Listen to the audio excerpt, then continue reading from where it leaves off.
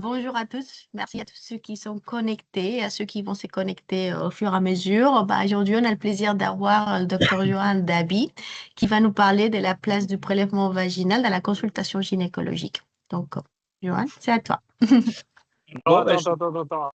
Ah, Attends. moi, je veux juste faire un tout petit, toute petite intro sur une de nos problématiques. Euh, c'est qu'en fait, on se rend compte que beaucoup de gynécologues ne font plus de prélèvements vaginaux et ou ne le font pas au moment de la consultation. Examine la patiente et l'adresse au laboratoire pour la faire alors que il y avait une possibilité de le faire au moment de l'examen clinique et au moment où elle est déjà déshabillée. Et donc, c'est pour ça qu'on se dit qu'il y a peut-être un sujet de bien se redire quelles sont les indications. Est-ce que c'est acceptable aujourd'hui pour une patiente, une fois qu'elle a été déshabillée, de retourner le jour même au laboratoire pour faire quelque chose? Mon avis est non. C'est pas acceptable si on est devant la patiente et qu'on peut le faire. Et donc, c'est pour ça que on s'est rendu compte qu'il y avait certains, même de nos établissements, où on en faisait zéro, où il y a zéro prélèvement vaginaux qui sont faits, qui 100% sont envoyés à l'extérieur. Et c'est pour ça qu'on a voulu que tu nous fasses une petite mise à jour sur ces indications. Eh ben, Voilà. franchement, meilleure introduction que je pouvais avoir. Donc, vous allez tous voir mon écran parce que ma première diapositive, donc c'est quel type de prélèvement. Et je vais rejoindre exactement ce que dit Jérôme aujourd'hui. C'est-à-dire que déjà, donc il y a la question de quand est-ce qu'on va faire un prélèvement vaginal, il y a la question aussi de comment on va le faire, puisqu'il y a des prélèvements pour lesquels les patients peuvent faire des auto-prélèvements. C'est des choses qu'il faut spécifier sur votre ordonnance quand vous allez les faire. Et puis, il y a d'autres indications pour lesquelles ça peut être un hétéro-prélèvement sous spéculum. Et effectivement, à partir du moment où, de toute façon, vous demandez à une patiente de se déshabiller et où vous l'examinez, eh ben, effectivement, s'il y a un prélèvement vaginal à faire, c'est le moment. La valeur d'envoyer la patiente qui peut-être va devoir se redéshabiller au laboratoire ou va avoir un prélèvement qui sera probablement pas aussi bien fait parce qu'il faut quand même imaginer que la formation des laborantins biologistes pour la réalisation des prélèvements vaginaux, ce n'est pas la même que vous. Donc, ils n'ont pas, eux, autant l'habitude que vous d'examiner les patientes, de faire un examen au spéculum.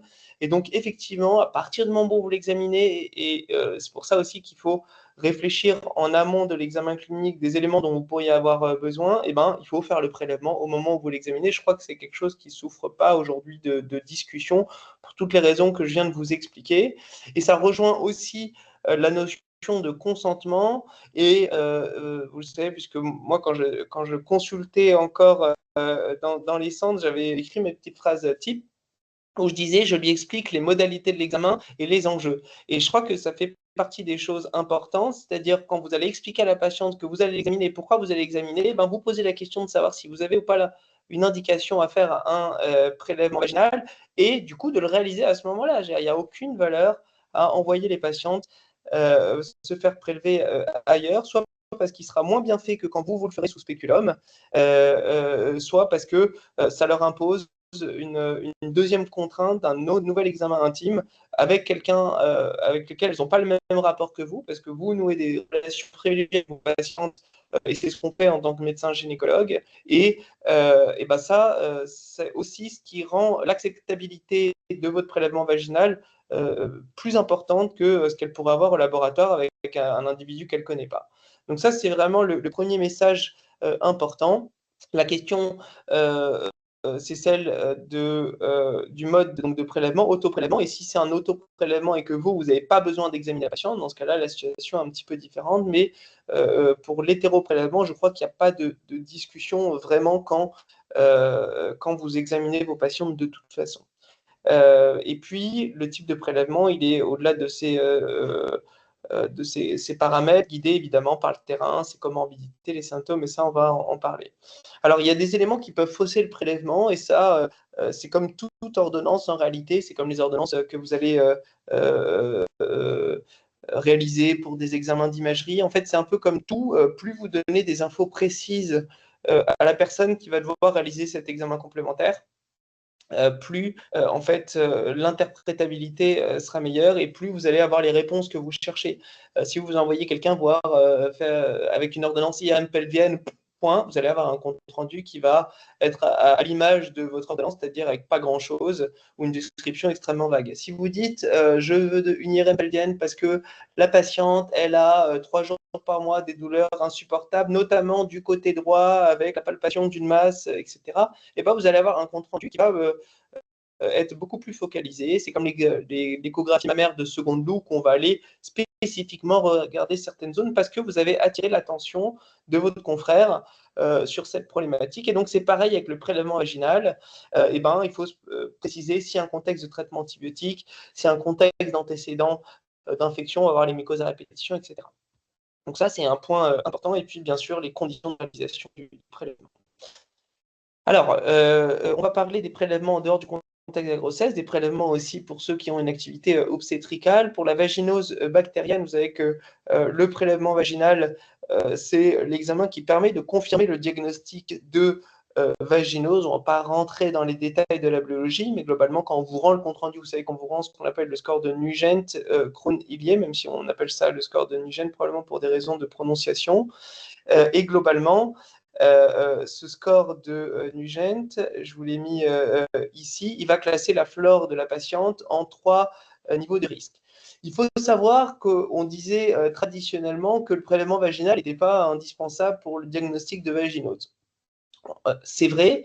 Alors, je pense que c'était beaucoup vrai à une époque où eh ben, les cliniciens étaient de fins cliniciens et je peux dire sans aucune rougeur qu'on est, je pense, beaucoup moins bons cliniciens, en tout cas beaucoup moins fins sémiologues que ne l'étaient nos pères. Et même s'il n'est pas indispensable, dans les faits, eh ben, il va être très souvent nécessaire, notamment si les signes cliniques ne sont pas typiques. Si vous avez évidemment des signes d'IGH, on va parler de l'IGH juste après. Si vous avez des signes chez le partenaire, il faut vraiment poser des questions aussi à vos patientes. Évidemment, en cas d'échec du premier traitement médical, ou s'il y a une récidive des symptômes, ou si la leucorrhée en question a déjà motivé des consultations antérieures. Donc, vous voyez, ça regroupe quand même pas mal de situations et il faut vraiment se poser la question de la place du prélèvement vaginal dans les faits. Quand vous allez le réaliser, de toute façon, vous n'attendez pas avant de prescrire un antibiotique puisque vous allez pouvoir l'adapter secondairement.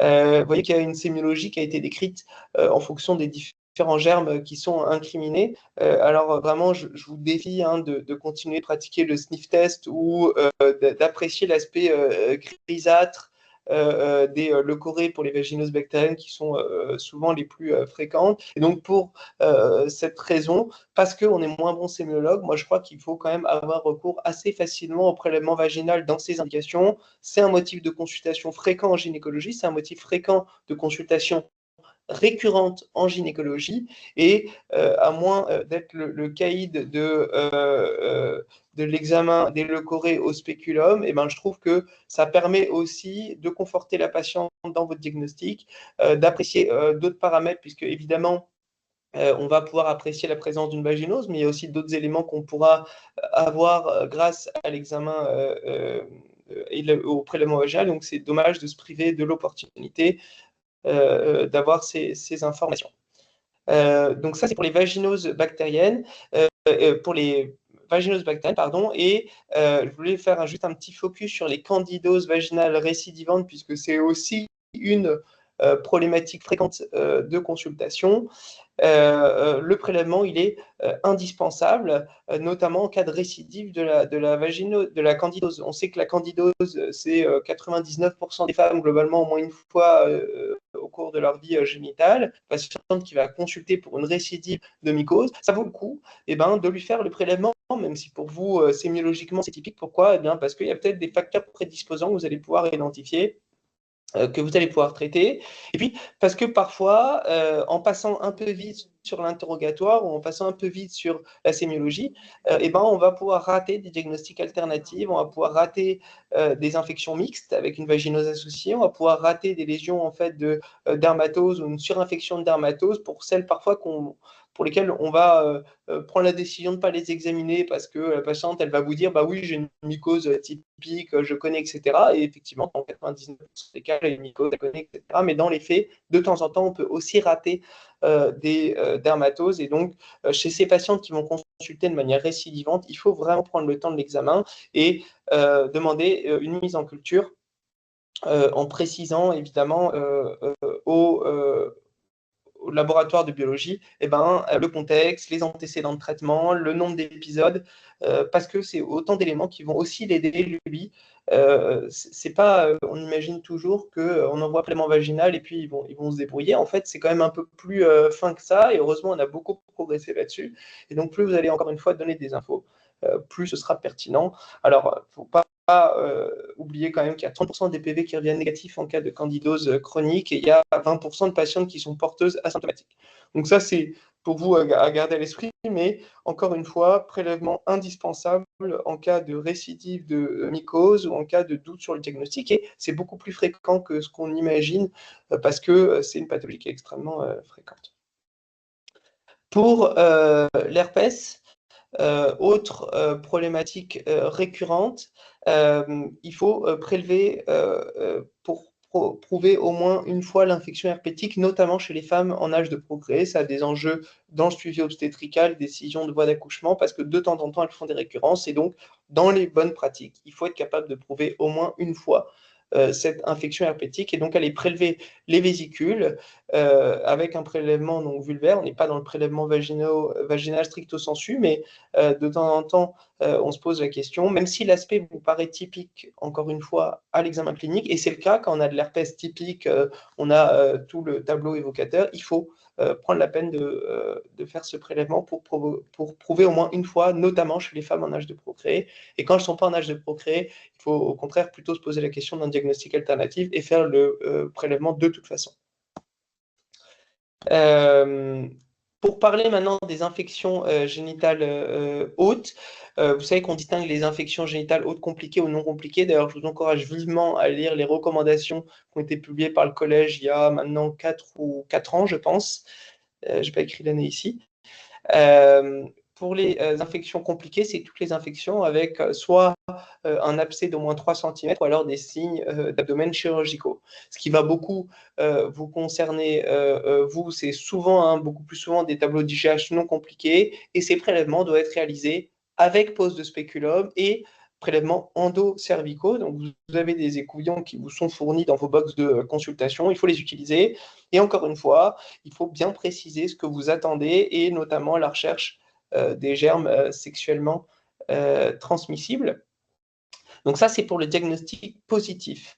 Ce qu'il faut savoir, c'est que chez les patientes qui font une infection génitale haute à germe sexuellement transmissible, donc chlamydia gonocoque essentiellement, il est recommandé de faire un prélèvement de contrôle, et ça, je ne sais pas si vous avez pris l'habitude de le faire, au moins 3 à 6 mois après pour éliminer une infection persistante, une réinfestation.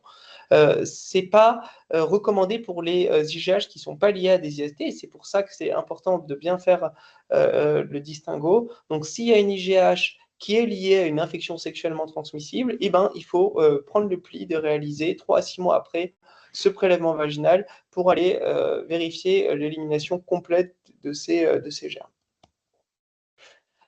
Une autre question à laquelle vous êtes probablement souvent confrontés, c'est la question des dispositifs intra-utérins. Et globalement, je vous rappelle que ce n'est pas contre-indiqué la pose d'un DIU après un épisode d'IGH, notamment quand la femme est asymptomatique. Mais par contre, il est recommandé d'effectuer un prélèvement vaginal avant ou au moment de la pose du dispositif intra-utérin. Donc, c'est un geste qui a un risque infectieux très faible, moins de 1%. Donc, en dehors de tout contexte, en général, il n'est pas recommandé d'effectuer un prélèvement vaginal. Mais avant la pose d'un dispositif intra-utérin, les RPC recommande de le faire, mais sans retarder la pose du dispositif. Donc, puisqu'en général, vous allez examiner les patientes en amont, puisque en général, on le pose en 2 fois. Donc, pour rechercher l'absence de contre-indication, vous êtes souvent amené à examiner ces patientes avant la pose. Et ben, faites le prélèvement vaginal et quand vous les voyez pour faire la pose du dispositif intra-utérin, et ben, vous vérifiez que votre prélèvement vaginal il est bien négatif et le cas échéant, s'il est positif, et ben, vous la traitez le jour où vous posez le dispositif et ça marche très bien. Puisqu'il y a la question aussi des interruptions volontaires de grossesse que vous allez avoir, je vous rappelle qu'il est recommandé lors d'une demande d'IVG de faire un dépistage des infections à chlamydia et gonocoque et donc, dans ce contexte, de réaliser un prélèvement vaginal. Et ça, c'est important puisque j'ai vu passer sur le groupe les questions des IVG et des IVG en lien avec des sondes. Et ben, sachez que ça fait partie des recommandations, que c'est souvent zappé malheureusement, et donc que la demande d'IVG, c'est aussi l'occasion de faire le point sur les infections sexuellement transmissibles et de réaliser donc un prélèvement vaginal. Les recommandations de la Haute Autorité de Santé, c'est que toutes les patientes puissent bénéficier au moins une fois entre 15 et 25 ans d'un dépistage des infections à chlamydia, y compris chez les femmes enceintes, et de multiplier ces tests chez les patientes qui ont des activités sexuelles à risque pour schématiser un peu les choses. Et donc, c'est aussi des patientes chez lesquelles je vous encourage à faire vous-même ce prélèvement, puisque vous examinez, puisque vous suivez les patientes, et bien faites-leur l'examen vous-même. Ça leur évitera à la fois l'inconfort du labo, encore une fois, et puis ça vous assurera que le prélèvement a été fait de manière satisfaisante. Les recommandations, vous voyez, pour les dépistages des IST, ça, c'est les recommandations qui sont sorties quand on a travaillé sur les recommandations de l'examen clinique en gynécologie. C'est que pour le dépistage, chez une femme asymptomatique non enceinte, il est recommandé de réaliser soit l'autoprélèvement, soit un prélèvement vaginal ou cervical sous spéculum. Donc, puisque vous examinez vos patientes, encore une fois, pas de bonne raison de ne pas le faire vous-même. Et il est recommandé de ne pas réaliser d'autoprélèvement urinaire dans ce contexte. Donc, le prélèvement urinaire pour le dépistage des IST n'est pas recommandé aujourd'hui et c'est vraiment l'examen sous spéculum que je vous recommande si vous les examinez. Et si vous ne les examinez pas pour une raison X ou Y, eh ben, je vous recommande d'écrire sur votre ordonnance auto-prélèvement vaginal. En situation d'infertilité, donc le prélèvement vaginal ne fait pas partie évidemment des examens recommandés, mais pour planifier la prise en charge, et notamment dans le bilan des infections sexuellement transmissibles qui va être nécessaire, eh ben, il faut réaliser un prélèvement vaginal dans ce contexte. Pourquoi? Puisque les patientes qui ont des infections sexuellement transmissibles, alors certains types d'infections, VHB, VIH, vont être référés vers certains centres spécifiques qui ont l'agrément pour la gestion des risques toxiques. Et donc, on l'identifie en amont, mais puisque vous faites un dépistage global des IST, faites le prélèvement vaginal à cette occasion. Donc ça, c'était pour la partie non enceinte. On pourra après, évidemment, discuter de ces éléments. Pour les femmes enceintes, vous savez qu'on recherche systématiquement le streptocoque B, donc ça, je ne vous apprends rien. Pour le coup, la pose du spéculum n'est pas nécessaire dans ce contexte. On écouvillonne l'ensemble des parois du tiers vaginal inférieur, et ça, c'est fait en général par les sages-femmes ou par le médecin gynécologue qui suit la patiente au 3e trimestre. Il ne faut pas oublier qu'il faut dépister et recommander les patientes en cas d'antécédent d'accouchement prématuré en début de grossesse par un prélèvement vaginal. Encore une fois, eh ben, c'est un rôle que vous avez aussi à jouer. Il faut aussi poser la question des termes d'accouchement quand vous voyez vos patientes en consultation ou que vous allez les suivre pour une grossesse. Et en cas de menace d'accouchement prématuré ou de rupture prématurée des membranes, alors vous, ce qui peut vous concerner, c'est plutôt les dames que vous allez voir parfois dans des situations d'urgence sur les menaces d'accouchement prématuré. Et bien évidemment, on va faire le prélèvement vaginal pour rechercher éventuellement une vaginose bactérienne. Vous allez avoir des patients à qui vous allez potentiellement proposer des cerclages utérins. Aujourd'hui, les données sont insuffisantes pour recommander ou non un prélèvement vaginal avant un cerclage du col. Données insuffisantes, ça ne veut pas dire qu'il ne faut pas le faire, ça veut dire qu'aujourd'hui, il n'y a pas d'étude qui permet de dire avec certitude s'il faut le faire ou pas. Et donc, ça, c'est je dirais l'appréciation du clinicien. Et donc, si vous avez une patiente que vous allez cercler, vu l'innocuité que ça représente, moi, je serais plutôt favorable à le réaliser, à traiter une éventuelle vaginose diagnostiquée à ce moment-là. Et puis, évidemment, sur les suspicions de choriamniotite, on va réaliser des prélèvements pour essayer de faire un diagnostic infection bactérienne ascendante. Et puis, on a parlé des patientes, pour ceux et celles d'entre vous qui font de l'obstétrique, en cas de rupture prématurée des membranes, s'il n'y a pas de mise en travail, vous savez qu'il est recommandé d'effectuer une surveillance avec un prélèvement vaginal régulier chez ces patientes le temps qu'elles se mettent en travail. Donc, ça fait aussi partie aujourd'hui des indications de prélèvement vaginal, c'est des recommandations de la HAS de 2017. Voilà, j'essaie d'être le plus concis. Donc, dans les faits, vous vous apercevez que c'est quand même assez souvent nécessaire. L'importance de renseigner le contexte clinique dépend beaucoup de l'indication, mais puisque vous examinez les patientes, on n'a vraiment aucune raison de prescrire un PV par autoprélèvement si vous examinez vos patientes. Et puis, il ne faut pas oublier les indications de dépistage systématique qu'on suit probablement pas suffisamment. Et encore une fois, le dépistage urinaire, en tout cas par le collège de gynéco, n'est pas forcément recommandé. C'est plutôt le dépistage via un prélèvement vaginal qui sera pertinent pour dépister ces patientes.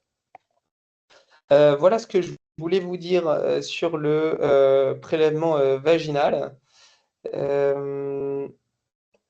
Est-ce qu'il y a des questions? Est-ce qu'il y a des choses que vous voulez qu'on discute?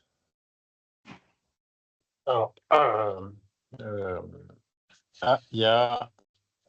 Qui c'est qui lève la main? Je ne vois pas. On n'entend pas. Le micro, il est coupé, je pense. Oui, sur les conditions de prélèvement, c'est surtout pour les chlamydiés. Donc, si on fait un prélèvement, effectivement, de recherche de chlamydiés, est-ce qu'on est, par rapport aux conditions de prélèvement, est-ce qu'on est sûr qu'effectivement, il va arriver dans de bonnes conditions au labo et que, si tu veux, il ne va pas être conservé au frais ici? Comment ça se passe, en fait? Alors, il y a une partie, c'est moi qui vais répondre, et peut-être une partie, Jérôme, sur la partie acheminement des prélèvements. Globalement, les prélèvements qui sont réalisés par les praticiens en ville arrivent au laboratoire dans les bonnes conditions, d'autant qu'aujourd'hui, la majeure partie des cas sont identifiés par les techniques de PCR qui sont extrêmement sensibles. Et donc, globalement, il n'y a pas cet enjeu de rater éventuellement un chlamydier qu'on raterait parce que le prélèvement il a mis 2 heures de plus. Donc, dans la très grande majorité des cas, ça ne fait pas de. Par contre, c'est derrière. Il y a beaucoup de bruit derrière, on n'entend pas. C'est exactement ce que nous avait dit le laboratoire. C'est-à-dire qu'en dessous de 24 heures, on n'a pas besoin de réfrigérer le prélèvement s'il peut être acheminé au laboratoire en dessous de 24 heures.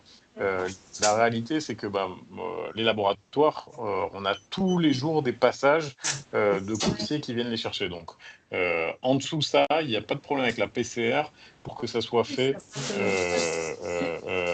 le jour J. Il n'y a pas besoin de les envoyer au laboratoire pour ça. Est-ce qu'il y a besoin qu'on l'écrive pour vous, pour le prélèvement? Toi, typiquement, tu les adresses au laboratoire pour les chlamydia? Pour les suspicions? Allô? Moi? Oui. Non, je peux faire le prélèvement là, mais je me demandais s'il y avait des conditions de préservation. Voilà. Non, si c'est moins que 24 heures. Non, je vais me commander. Non, mais ça m'arrive de faire des prélèvements ici. Si c'est plus de 24 heures, ils sont systématiquement conservés dans les frigos des centres. Si c'est plus Exactement. de 24 heures? 24 heures. Ah ouais.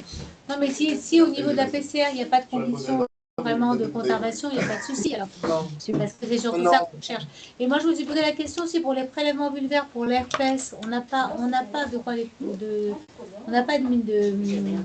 de choses pour les prélever ici, les prélèvements vulvaires. Enfin, en tout cas, les conserver. Parce que là, c'est de la culture, en fait. C'est par PCR aussi, je sais pas. Il y a beaucoup de PCR sur les couvillons aussi pour l'herpès. Et c'est pareil, le délai, c'est 24 heures. Parce que moi, je sais qu'une fois, j'en ai eu besoin et on n'en avait pas. Il n'y a pas de problème, ça. Ça, on demande au laboratoire. Il est à 100 mètres ouais, ben voilà. de Bergère. Ça peut être intéressant qu'on ait ça à disposition. Ok, pas de problème. On va les remettre à disposition. Est-ce que quelqu'un a une pratique de l'autoprélèvement et de la prescription de l'autoprélèvement? Moi, je connais personne qui en a déjà prescrit ou qui l'a fait, à part en téléconsultation peut-être, et encore, souvent ils les envoient au laboratoire, mais dans quel cas vous ferez faire une patiente qu'on ne veut pas du tout examiner, qui n'est pas à l'aise? Bonjour. Ouais, bah, je pense, comme, encore une fois, hein, ce que je vous ai dit, je trouve qu'on n'a pas de bonne raison en tant que gynécologue, à partir du moment où on les voit et on les examine, de ne pas le faire nous-mêmes. On a tellement plus de valeur ajoutée et dans la relation qu'on a avec les patientes et dans le fait que ça leur évite un double examen avec un autre praticien qu'elle ne connaît pas et que nous, on ne connaît pas non plus, donc on ne sait pas vraiment dans quelles conditions ça va être réalisé. On n'a pas de raison aujourd'hui de ne pas le faire nous-mêmes si on les examine. Il n'y a pas d'argument solide pour ça, quoi. OK. Donc personne n'a jamais, prescrit des autoprélèvements, Moi, si. ah, mais pas des HPV, toi, Julie?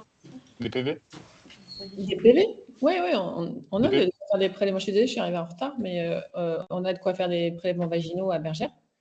Ouais. Et moi, je prescris aussi en autoprélèvement, parfois parce que la patiente, elle me dit qu'elle a ça comme symptôme, donc c'est assez classique. On se dit, bon, bah, ok, c'est Carnérella ou bref, truc. Et après, je donne le traitement. Et puis, je lui dis, si jamais ça revient dans quelques semaines ou quoi que ce soit, je lui dis, vous faites. Et puis, je lui dis, c'est un autoprélèvement. Donc, justement, elle n'est pas réexaminée par quelqu'un. Elle va faire son prélèvement, elle prend son écouvillon. Et après, je lui demande de leur envoyer les résultats sur Doctolib. Et puis, moi, je prescris assez régulièrement des PV par autoprélèvement. Autoprélèvement. OK, en suivi de prescription, quoi.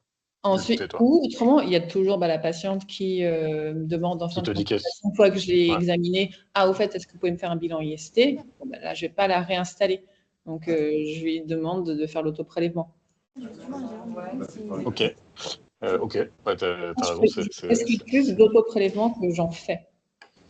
Ah ouais? D'accord. Ouais. Très intéressant. Très intéressant, ça. Et des autoprélèvements HPV? Ah non, ça, non. OK. Ça, je l'ai fait moi, parce qu'en effet, et puis, c'est très rare que les Il n'y a pas de patients. recours en France, même? Si, normalement, avec le dépistage organisé au cancer du col, si les patientes elles répondent pas, je crois automatiquement après la Sécu leur renvoie un formulaire pour qu'elles puissent faire l'autoprélèvement HPV au labo. Mais D'accord. j'en ai jamais vu venir avec un autoprélèvement. Un résultat d'autoprélèvement. Mais c'est pas c'est-à-dire le standard, ça doit rester l'examen et ça c'est bien précisé, tu vois, ça doit rester vraiment pour les patientes en zone vraiment éloignée de tout ou vraiment qu'on. Oui, c'est ceux qui échappent au dépistage organisé, quoi, qui ne viennent pas au rendez-vous, quoi. OK. Très clair. Est-ce qu'il y a d'autres questions?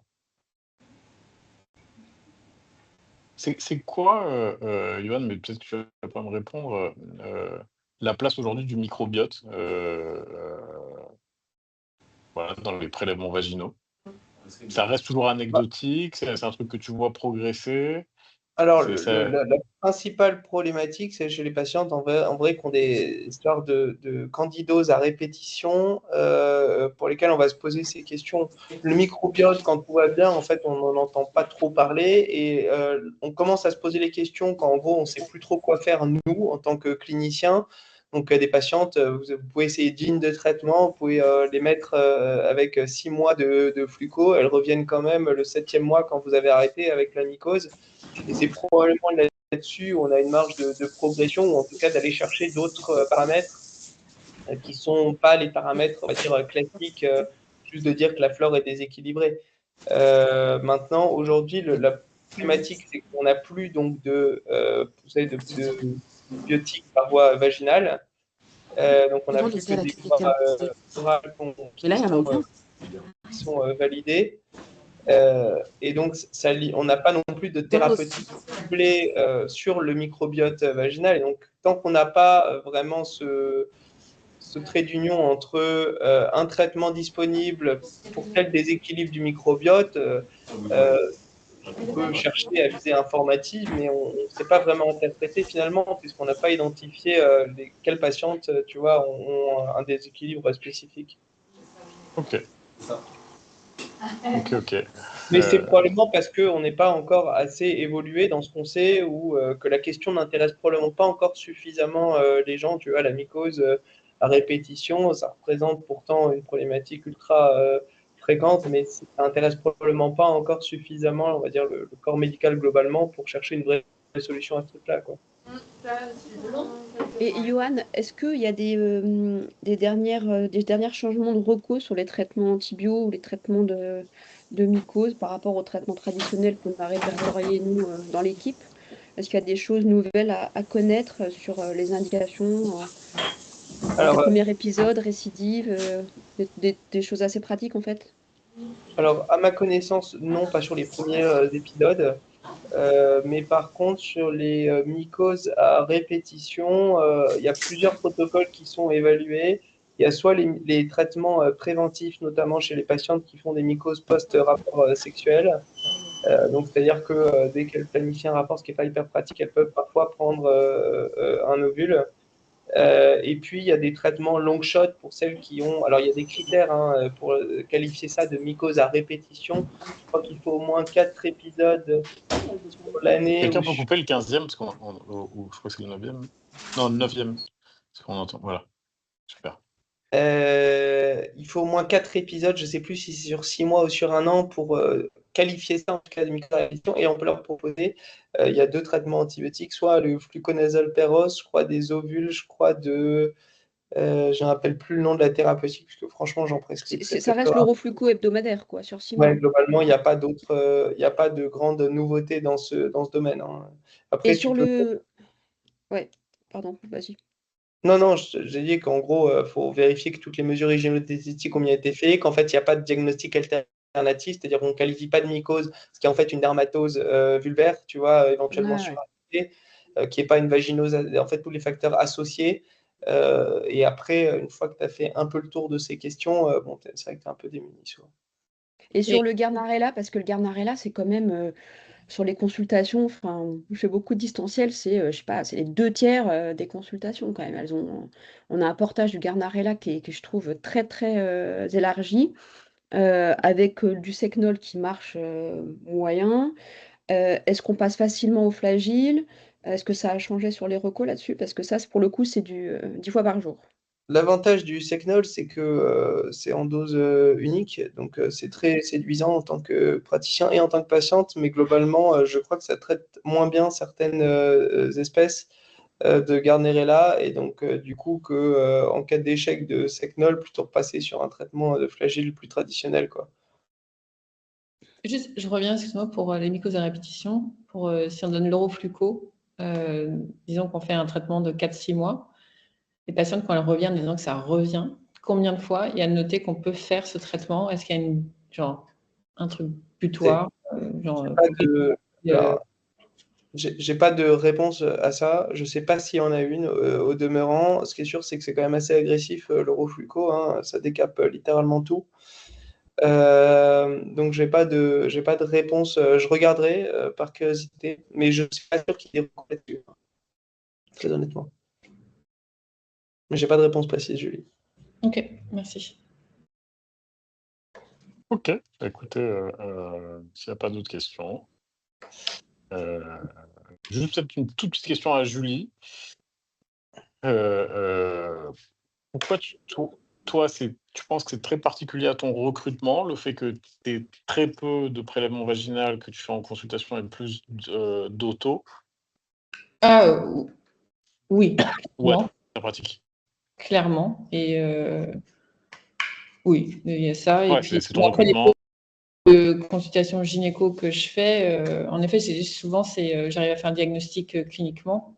Ouais. J'ai pas besoin du PV. Et je fais en effet en contrôle. Après, comme j'ai loupé la présentation de Johan, désolé. C'est peut-être pas du tout ce qu'il faut faire, je sais pas. Tu m'enverras ta présentation, s'il te plaît. Non, c'est hors de question, Julie, et je ne comprends pas que tu aies été en retard. Ma médiocrité, jusqu'à tes journées. Notre dispute devant tout le monde, mais bon. Bon, ok, ouais, c'est tout ça. Bon, super. Merci à tous. Merci beaucoup. Merci beaucoup. Ah, à et bientôt. puis, Bon après-midi. Au revoir. Au revoir.